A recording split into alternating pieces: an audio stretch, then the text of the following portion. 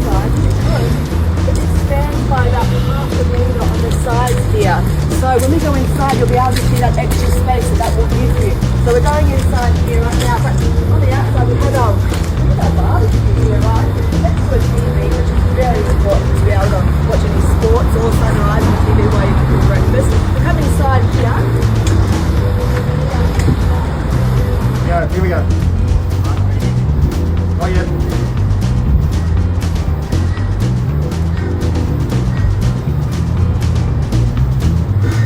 Hi guys. Guys, I'm out here, down the corner and down the street. I mean, look at this amazing big truck. But if you think this truck is big, look what it is tiny. We're actually recording destination unknown. This is our caravan here. You've got a place to lock up your bike because when you're out driving around your four-wheel drive, then they're safe there. This van is I'll say. up there.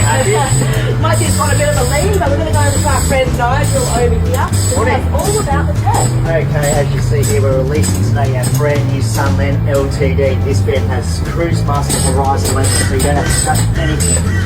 Another big key feature with this bed is you'll see we've got all Marine yacht switching in this. So this is mega yacht territory. First time in the industry, never done before.